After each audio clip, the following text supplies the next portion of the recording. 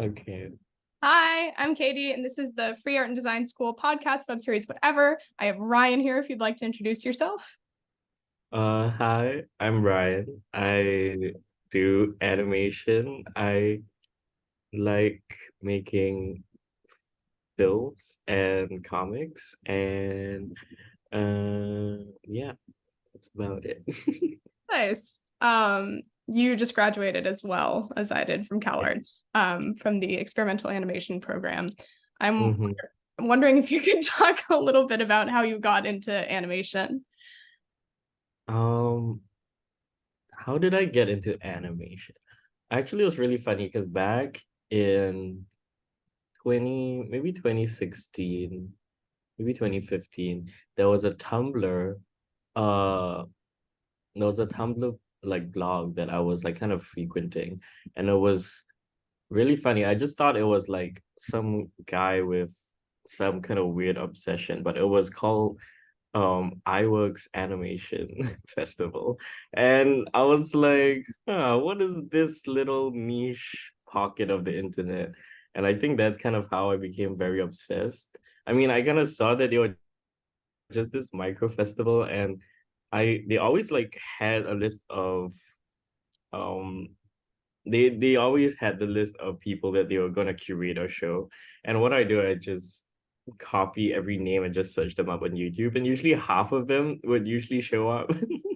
So that's kind of how I kind of got into um like kind of animation as maybe, or thinking about it as an art form, or thinking about it beyond the context of television. So yeah, but it's obviously really silly kind of twist of fate, since I ended up in the department and my mentor ran the blog. So that was really Did, did you ridiculous. tell Alexander before you graduated? Yeah, I did. I told it during my grad review because I really knew I had to really sell it. What did he say? It's like, oh, huh. Hmm. Oh my God. I Incredible. really had to get that degree. Oh my God. Well, you could talk a little bit about your film also. I don't think you had to sell it to anyone. It's super beautiful. Thank you. So that film was, I think it's something that I've been trying to make for a very long time. I feel like when I first started, not just animation, but maybe even like moving image, because I was doing a lot of video art before I really got into animating per se.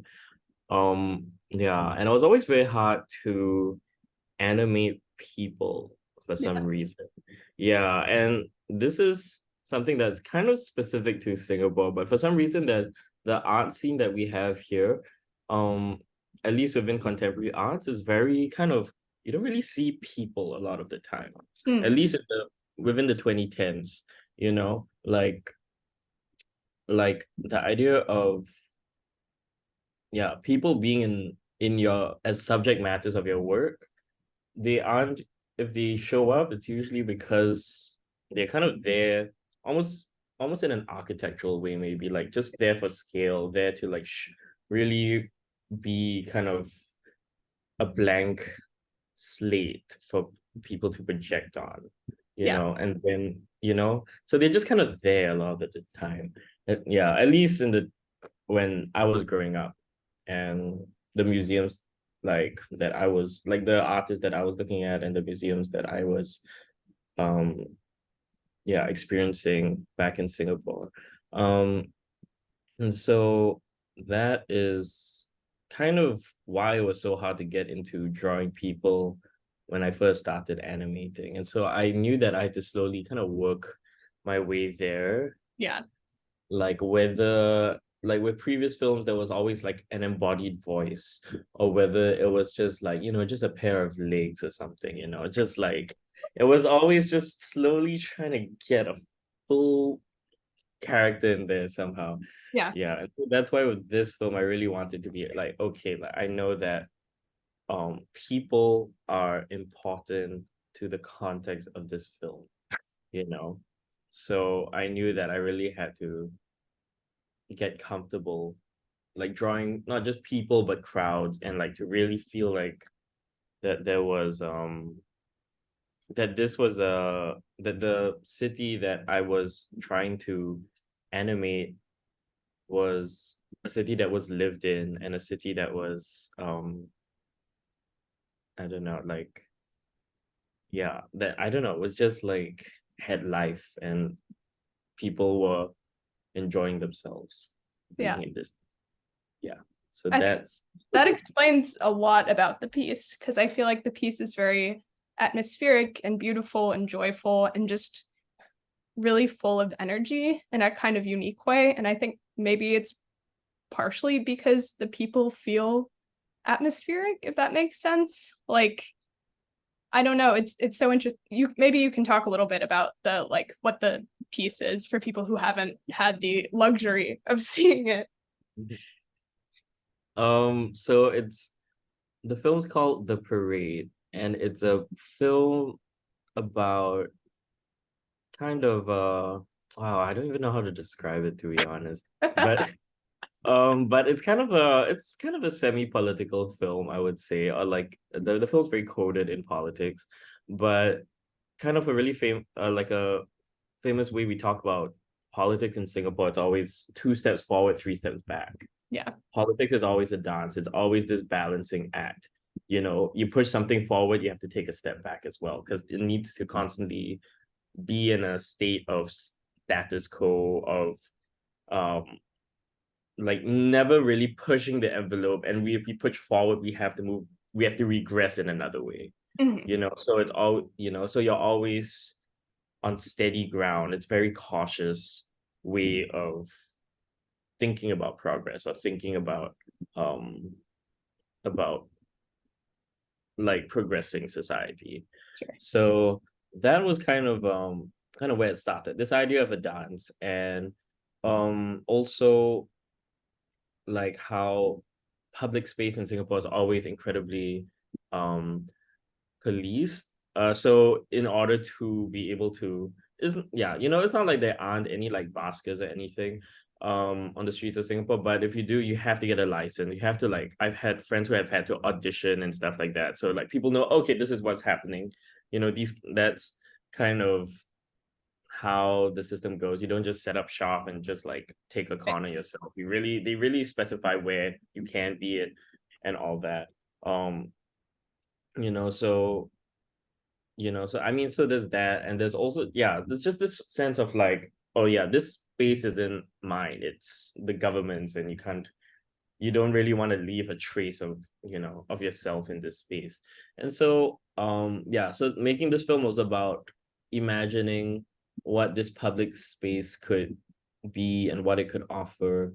And yeah, and also just trying to bring a lot of the joy um and love that I've experienced that's kind of indoors or hidden away, and trying to just imagine it just, kind of out in the open, and what that would mean. Yeah. I think that's really beautiful. And experimental animation and cinema in general has sort of always been an avenue that artists have taken towards more subtle, coded, like political um, work. I think that and like also graphic design with like protest posters kind of go hand in hand with like really having to think critically about the symbols that you're using. Um, can you what was it like for you to make something like that that's so like personal and political, but then like a year of your life literally devoted to just drawing? Because you shared some photos online of like the actual like pieces that went into the film, and it seems like you made a million different things that went into it.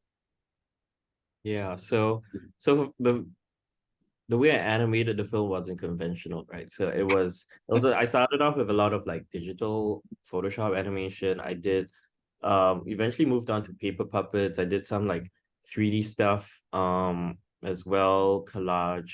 So I was just trying to, the idea was to really just try and mix as many mediums as I could, because I knew that I couldn't um represent the complexity of Singapore maybe visually, but I knew that I could show an emotional complexity and a textual complexity. And that was kind of what I wanted to show. You know, I didn't want it to be like this postcard image of Singapore, or like like Facebook's like post-racial kind of The metaverse, like, people, they were like, oh yeah. yeah, look at us all in, blue people in the park and green people, I don't know, doing something.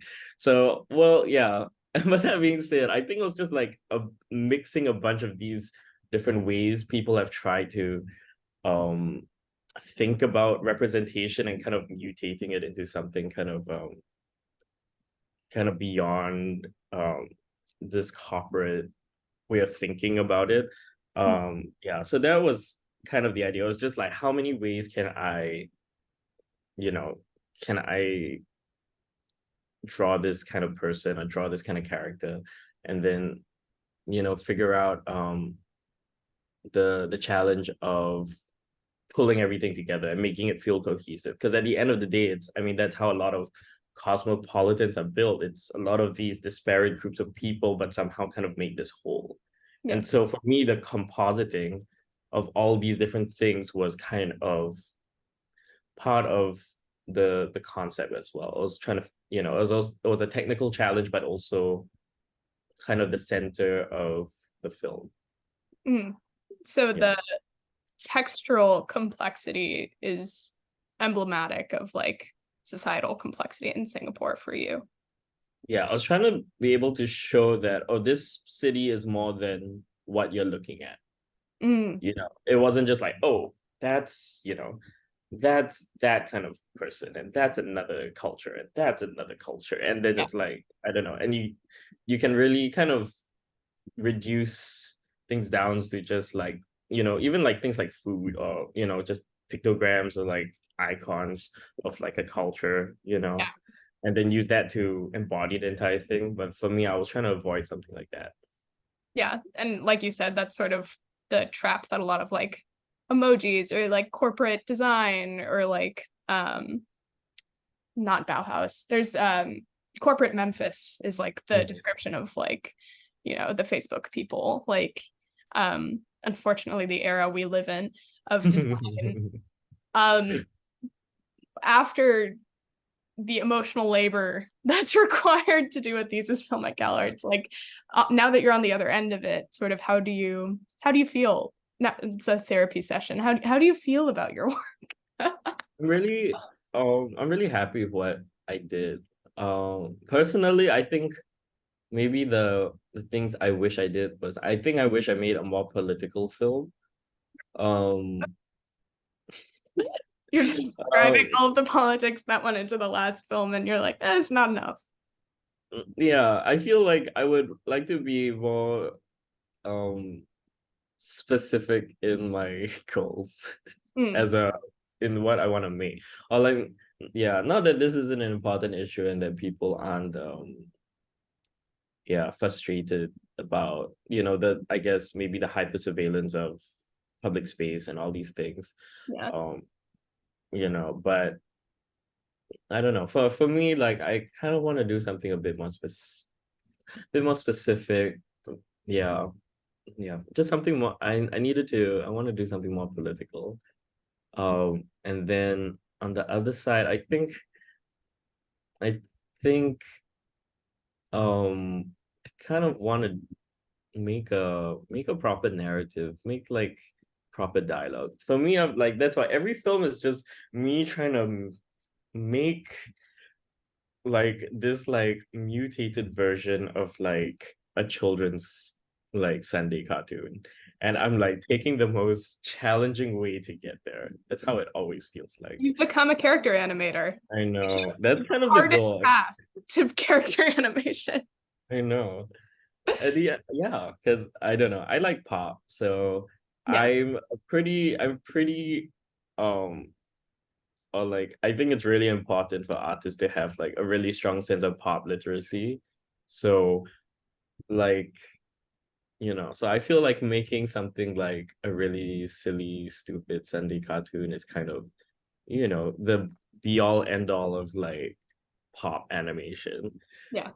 Maybe. I'm looking So forward to it every Sunday, just learning about Singaporean news through your cartoon criticism. I know exactly. I just yeah, I think that's yeah, it's just the goal. It's just me trying to find the longest and hardest way to like get there. Oh my God. Well, That's what's happening. why do you think?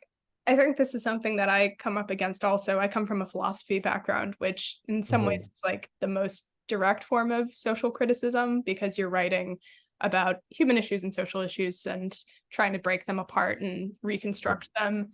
And I'm sort of wondering why art historically is like a step removed from direct criticism because you're using symbols, you're using images, you're using similes and analogs, and you're sort of coding your criticism in art. And I think a lot of people historically have done that as a way to like stay safe from the police, like, Mhm. and books get banned anyways.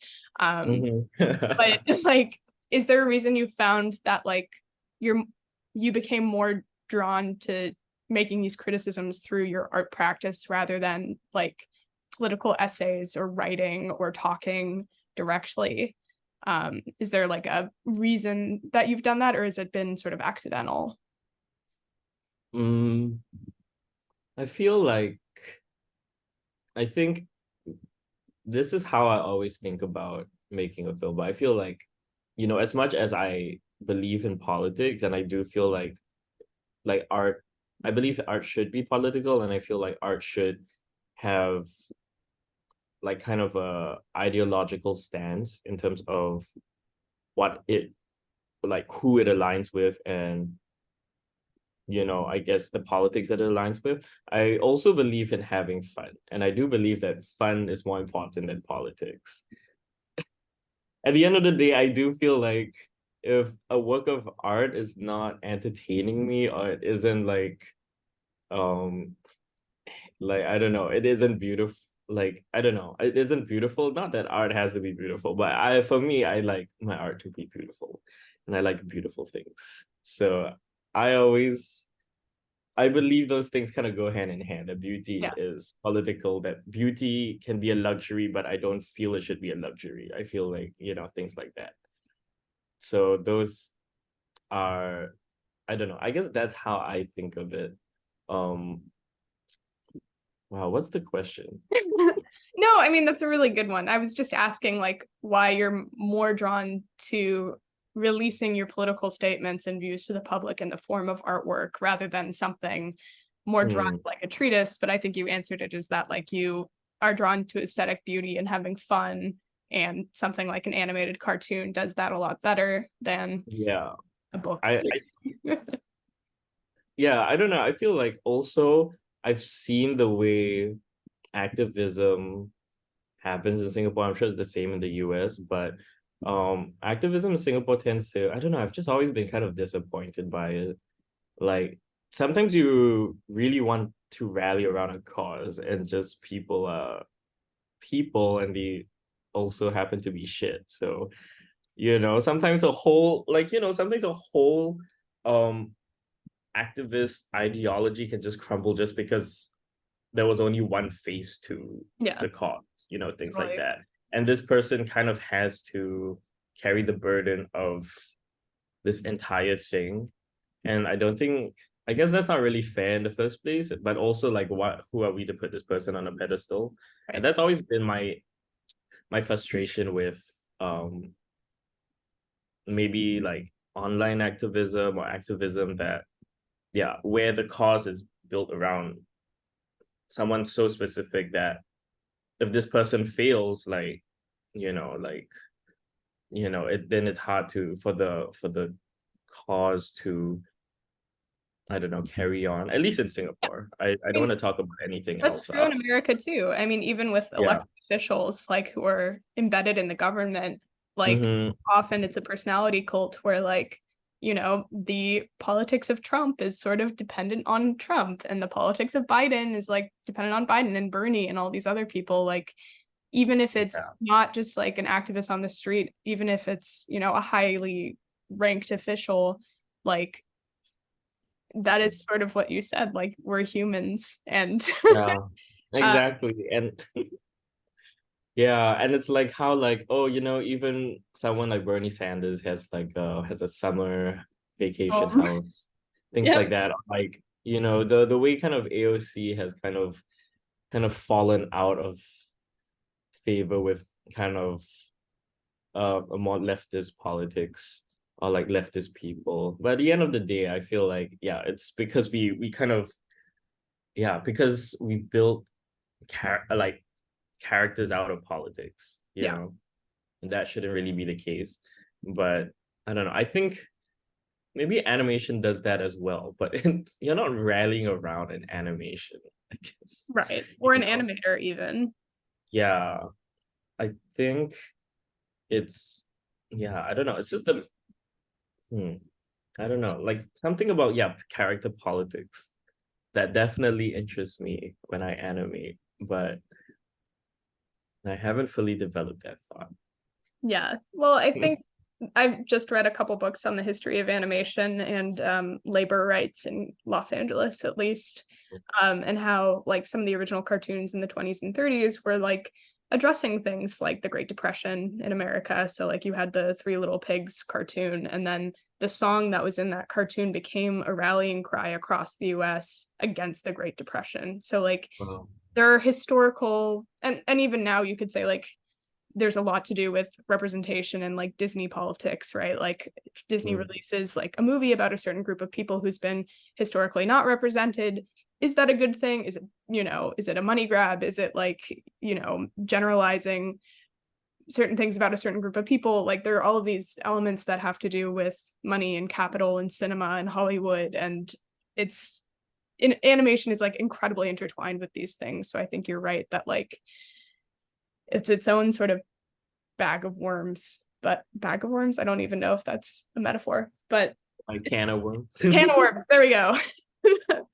But yeah, like what that's so interesting that I feel like a lot of Cal Arsons actually make incredibly political films, even if they don't come into Cal Arts with that intent. Did you always know that you wanted to make political work, or did it just sort of start happening? Mm, yeah, I feel like I've always enjoyed making political work because I think about politics a lot, and I think about um I don't know, I guess like I just want to be very conscious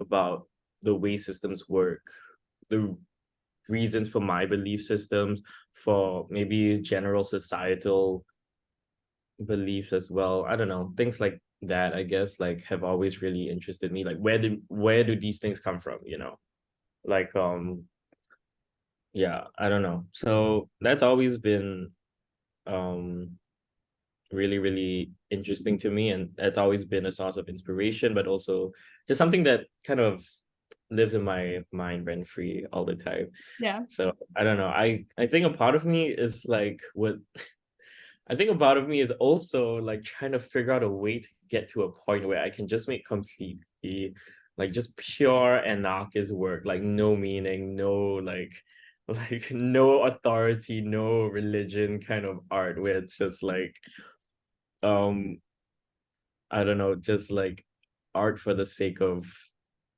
you know, art for the sake of art because you should just be happy. I think that's important as well, but it's so hard for me to get there Yeah. to to be comfortable with just like something like that. I always feel like the art that sticks with me a lot of the time has always had kind of layers to it. And I think I always, I think of it as like kind of a cube where it's like the more angles you look at it, the more you understand it as a three-dimensional object, or like to think of Yeah. it in its complexity, right? So like yeah, I don't know. So I think yeah, the best art for me is always kind of attack things from multiple angles and kind of been like an intersection of multiple kind of different um ideologies and all that. So I try and make art where I'm just trying to almost like create like entendres and I don't know, metaphors to be able to, I don't know, just like make the piece denser and, Well, I think you really achieved that in your thesis film. I think a 3-year-old who doesn't know anything about politics or Singapore could approach the film and find it beautiful and meaningful just watching it. And I'm saying that as someone who has like the attention span of a 3-year-old these days. Like film on the surface of it from a purely aesthetic point of view.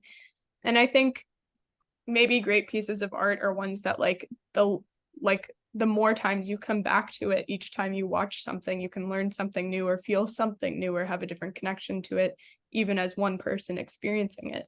So I think you've already sort of mastered that. Now that you've graduated, are you still animating? Are you taking a break?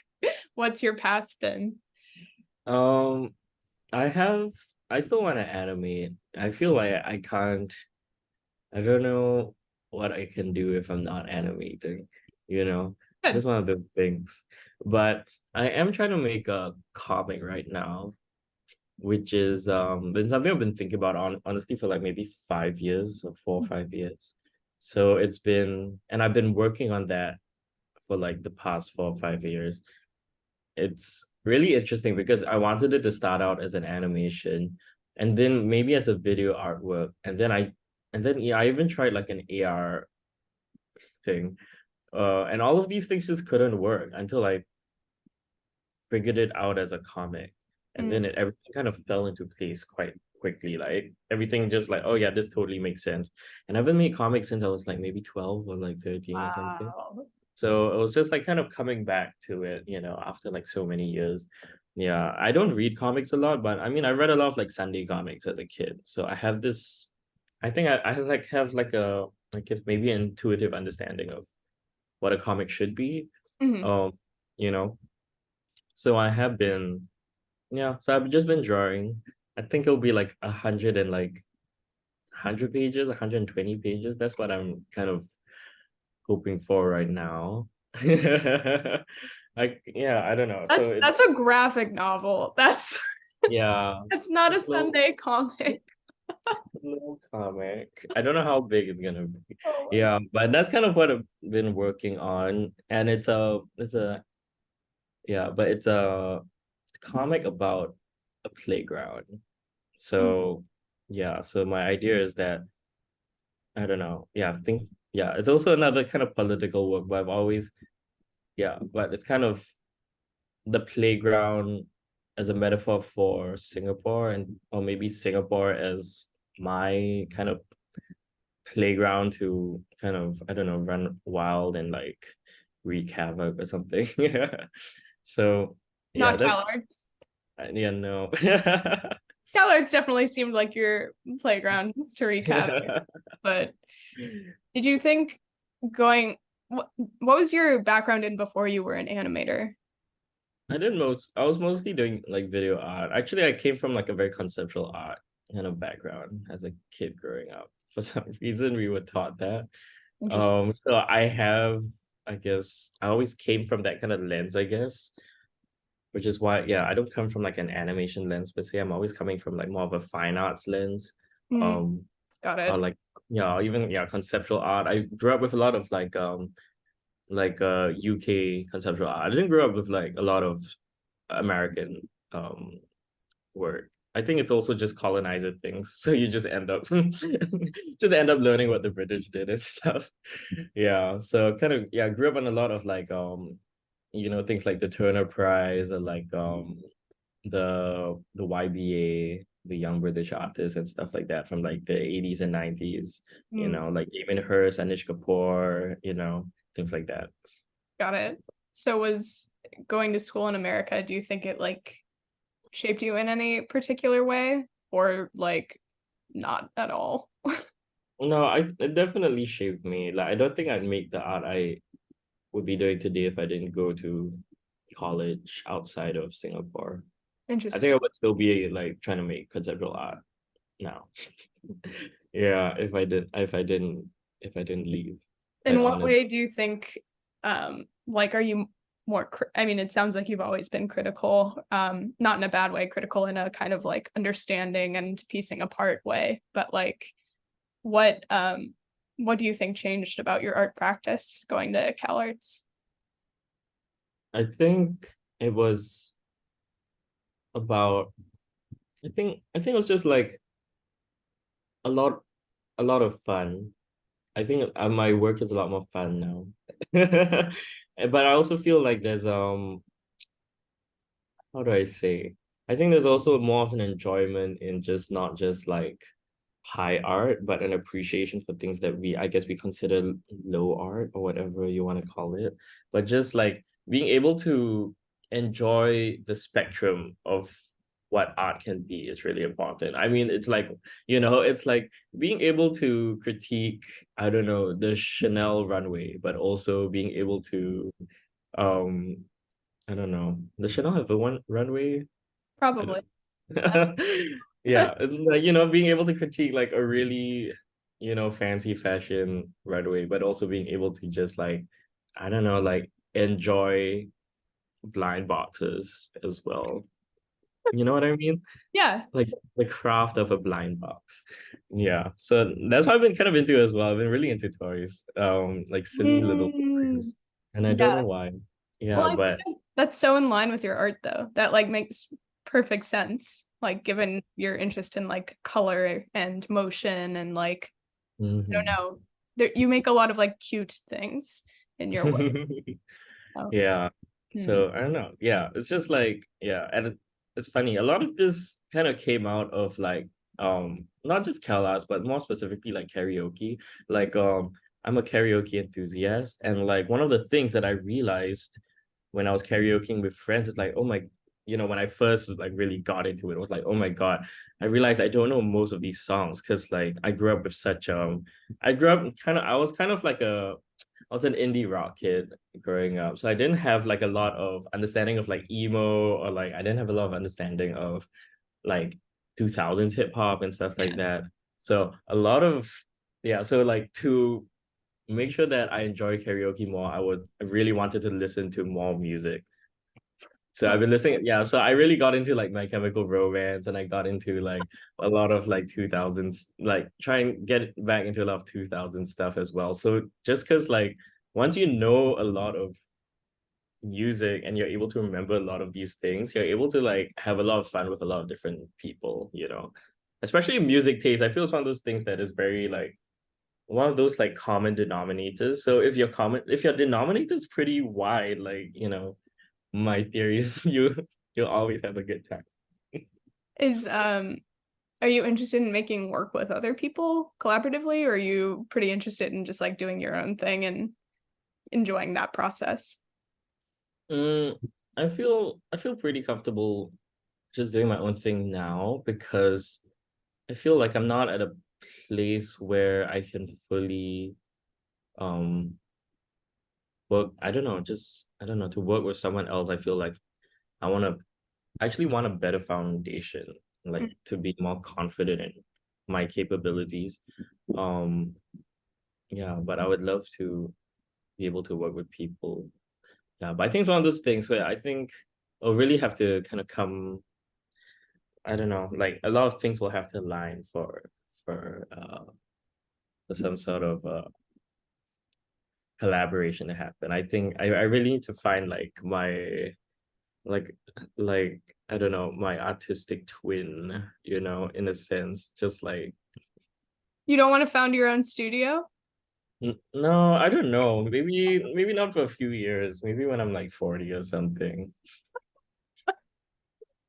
Is that, do you think you don't want to give up like control of the work, or you just genuinely like want to understand processes better so that you can work with other people? Because it seems like you have a pretty strong grasp of a lot of different kinds of drawing and animation. Yeah, I feel like, well, personally, I feel I do, but I also feel like I want to be better for other people. I don't know if that makes sense. It's very cool. Yeah, but I don't know. Yeah, but even things like, oh, starting a studio now, I think like that would be like so, it's just too fast. You know what I mean? I feel Yeah, like I just want to be like have years of experience first before I even do something like that. I mean, I've also thought about like things like teaching and stuff. yeah. But I don't think I'd want to do that now, like when I'm still learning a lot in life. Well, but I think Mm. you can always be learning and still teach other people who know less than you do. Yeah. Fewer life experiences, there's always going to be someone younger and curious, which is sort of why I've created this format of teaching just by talking to other people about their experiences. Yeah. It's really good. Thank you. Well, I'm really glad to have you on. We only have a few more minutes, so I'm wondering if you have any sort of like, I don't know, normally I ask people to give life advice to their younger selves or someone who's starting out in animation or design or whatever their field is. Um, but I guess I'm more curious, like, what are you hopeful for? Because you have a lot of optimism in your work, even though you're dealing with really heavy concepts of like political surveillance and censorship. Like, um, what do you want the world to look like going forward, and how do you think your work is going to contribute to that? Um, I want the world to have less cars, more buses, more trains. Uh, that's the main thing. More walkable cities.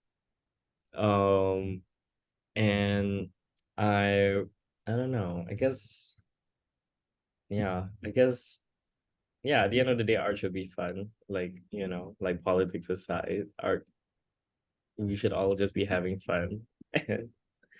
Yeah, sometimes it's hard to really have fun. Yeah. So yeah, we should strive for that. Well, I think your art is fun. And I think maybe the worlds that you create in your work will inspire other people to dream of futures like that, where you can party in the street and, you know, have confetti and balloons raining. Uh, Yeah. well, I appreciate talking to you, and I love learning your perspectives and your stories. And you're always so joyful and much more optimistic than I am, which is saying something. So, thank you for being on the show. And really, I know that you're hesitant about teaching, but I would love for you to give lectures in the future about either animation or comics or sort of whatever you're interested in.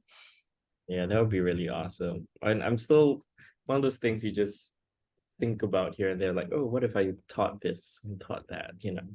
Well, this is the perfect avenue for that because it's 100% experimental and nothing has gone wrong yet. So, thank you. Thank you, Katie.